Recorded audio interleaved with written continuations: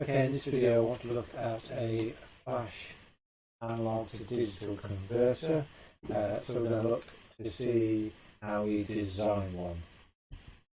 So our flash converter is made up of a resistor ladder, a set of comparators, and a logic system called a priority encoder. So the first thing we need to know is how many bit output is our ADC. So if we say that we're going to make a 2-bit ADC, then the number of comparators that we have is 2 to the 2, which equals 4 comparators, and that also includes if you've got an overflow and 4 resistors in our ladder. Okay, just make sure that it's clear, because obviously 2 and 2. So if we were then saying that we wanted to do a 3-bit ADC, 2 to the 3, so that would have 8 comparators. Okay, but we're going to stick with our 2-bit. Okay, so we need to have 4 comparators and 4 resistors. So I'll just draw that. So I've just drawn my resistor ladder there, 4 resistors because it's a 2-bit. So 2 to the 2, 4. So 4 resistors, 4 comparators.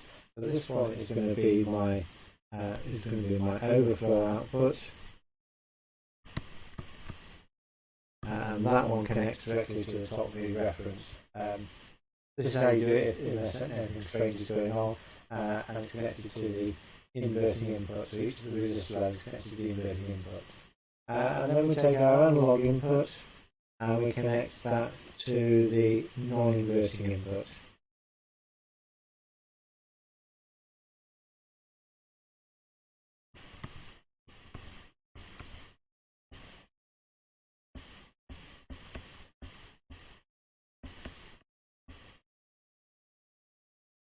Okay, and then we've just got our output of our comparators, like so. It's up to you how you want to label them. So we'll label this one X, Y, and Z. Our Vref is normally our range for our analog to digital converters. That's the maximum input voltage that we could have. So maximum input voltage our analog input could be.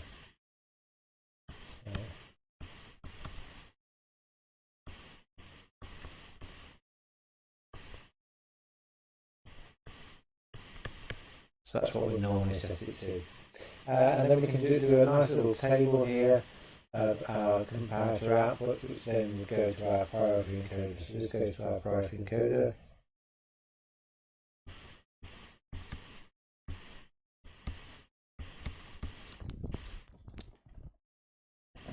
So I'll put everything down here. So our resolution,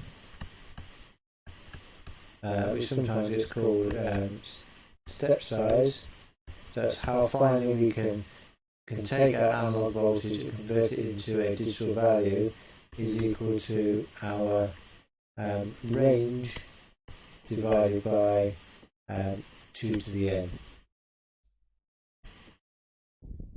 So that's how we have a few numbers. So if we make Vref equal 8 volts, then our resolution is going to be equal 8 divided by 4, which equals 2 volt steps, 2 volt resolution. Okay, that helps us to build our table. So if we say our op amps here saturate at 12 volts and 0 volts, then if our analog voltage here is going to be 2 volt increments, so anything up to 2 volts. Then each of these is going to be outputting 0 volts, because we're all going to saturate effectively negative. And then as soon as we go over 2 volts, then this one here will be greater than the reference voltage.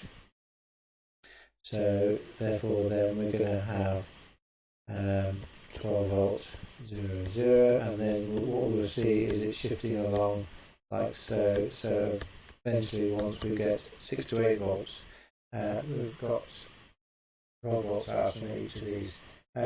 Common question, because it's linked to these, is what is the voltage across these? So well, obviously our VREF was 8 volts, 2, 4, 6. So there's going to be 2 volts across each, which is effectively what we've worked out as our resolution.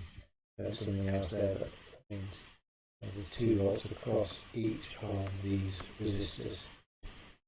What your resolution also means. Okie dokie.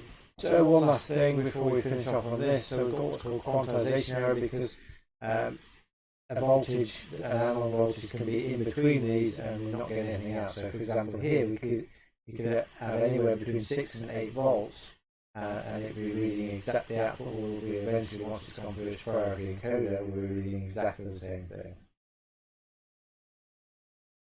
So quantization equals resolution divided by 2, so in this case we've got a 1 volt quantization error. I said last thing, but actually we need to work out what the priority encoder is. Now we've got this table here, we can work out what the priority encoder is that's going to give us the output that we require. So what we need to do is take this and convert it into logic, and then for our binary output.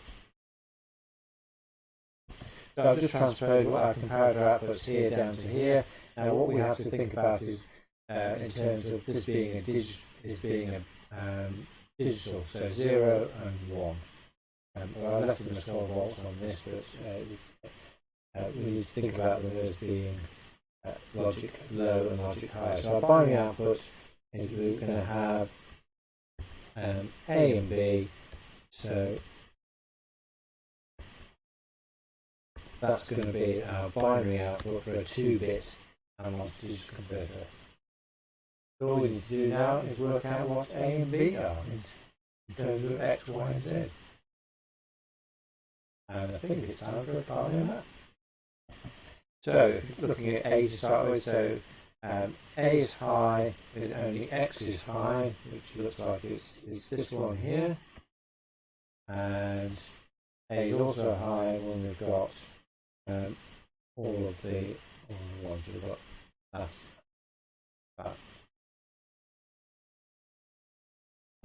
Now A is low when we've got all the zeros, so that's that one there, and A is low when Z is 0, but X and Y are 1, so got a 0 there. Okay, now that's just transfer the information across. Now you notice that we've got some other bits on our icon that we've not used. That's because we're not using the full 8-bit combination that we could actually have from that X, Y, and Z.